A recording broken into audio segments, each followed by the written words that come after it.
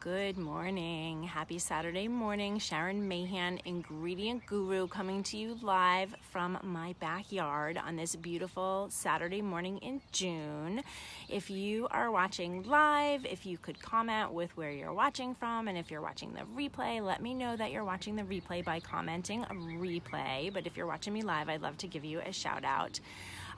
Today I wanted to talk about a topic that I get questions about literally all the time, like 3 or 4 times a week. This comes up in some way, shape, or form when people are looking at the products that they use in and around their home, on their skin, on their children, and cleaning supplies, basically any kind of everyday consumer product. So I'm going to tell you why I don't like to rely on those resources anymore. They can be a helpful tool when you're getting started learning about ingredients, but they're not something that you should be relying on as a crutch if you care about ingredients and products and not exposing yourself to harmful ingredients. Okay, but I also want to let you know, if you are interested in following me and this information, this is my fan page that you're watching from, Sharon Mahan, Ingredient Guru. So you can go ahead and go to the page and follow the page, and you can even choose to see my posts first so that you always can see what I am talking about. So the 2 apps that I want to talk about today are EWG Skin Deep Database and Think Dirty. So EWG was kind of one of the founding fathers of leading thought about ingredients in everyday products like shampoo and toothpaste and deodorant and all that good stuff, and lotions.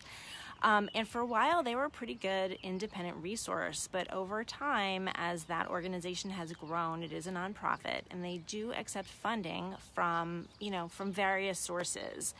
And a couple of years ago, they began a program called EWG Verified. And basically what this program did was it kind of allowed manufacturers that met some basic guidelines to pay to play in order to get positive ratings in the EWG app. So I don't want to talk about specific companies, but I can tell you that what happened during this time frame when EWG was developing this program, they started quietly changing some ratings on ingredients. So ingredients that used to be rated like 5, 6, or 7 are now like 2, 3, and 4. And a couple of ingredients that I would say to look out for that fall into that bucket of ingredients that are used in EWG verified products are sodium benzoate, phenoxyethanol, and I believe talc is the other one. Talc, which is an ingredient that I'm sure you've heard in the news. J&J is facing multiple lawsuits that are being tried at the state level, and every week you're hearing more verdicts where Johnson & Johnson is being found guilty of using an ingredient that has been linked very strongly to cancer. Talc is in the asbestos family, so not something you want to be putting on your baby's bottom. So EWG is one that I've been saying for a while is less biased because of that verified program. So, people want a shortcut, right? Like, who wants to spend their time reading ingredients in the supermarket or online? Like, do you really want to spend, 15 minutes looking up ingredients? And thank you for the love, guys. And spending time researching. No, you want to be spending your time doing things that are a little more worthwhile, spending time with your family and all that other good stuff. But I get it. People want a shortcut. But let me tell you what I found with the Think Dirty app. I have found that there are a lot of products in that database that have very favorable scores. But when you dig a little bit deeper, and if you're using the Think Dirty app, it's kind of, it's available for iPhone. It's available for Android phones. It's a little difficult to figure out, like, you look at it and it's not immediately obvious what you can click on to get more information, but there is a tab in there with ingredients that are listed in order of how harmful they might be on the dirty meter. And then if you click on those ingredients, you can get a little bit of an explanation behind what's driving that score. And what I have found is that there's a lot of products with ingredients that are unrated. In other words, Think Dirty hasn't done the work to figure out if those ingredients are harmful or not. There's no research, there's basically nothing at all, and those ingredients are not counted towards the score at all. It's basically like as if they're not there. So there could be an unrated ingredient in one of those products that could be super, super harmful, but because the app doesn't have that as a rated ingredient, they let the ingredient scores, the scores of all of the other ingredients drive the total score, right? Crazy. So there's very much in this country, in the United States, a principle of, innocent until proven guilty. Whereas in other parts of the world, Europe, for example, they follow more of the precautionary principle when it comes to chemicals in everyday products. And they say, well, if we haven't definitively proven that it's safe, we're not going to use it. And that's why in Europe, they ban almost 1,400 ingredients from personal care products, whereas here in the US, we ban only 11. So it's a pretty startling difference.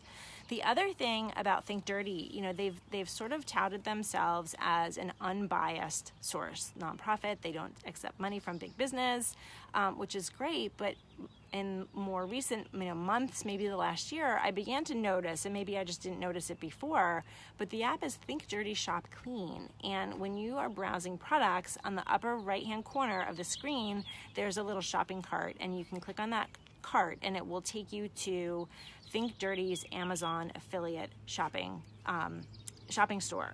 So basically what they've done is they have set up an affiliate account where they can recommend products through their app, and then people can click on it and go buy it on Amazon, and then the app gets a kickback.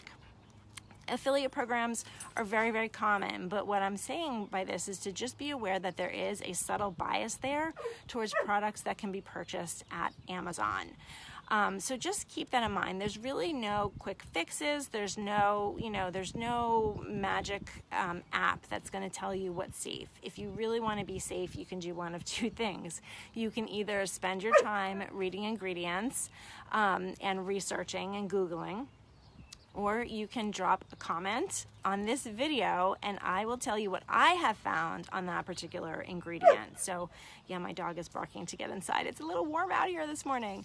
I'm always happy to help people decipher ingredient labels, but what I want you to do is post it as a comment on this video and I will reply so that everybody can kind of benefit from my knowledge, I like to share when when something's like definitive versus suspected issues with products and ingredients. So that's it for today. If you found this video valuable, please share it. Please share it. That's my puppy. And again, drop an ingredient in the comments and I will tell you what I think. But that's it for now, and I hope you have a fabulous weekend. Get outside and enjoy this beautiful weather. Okay, bye.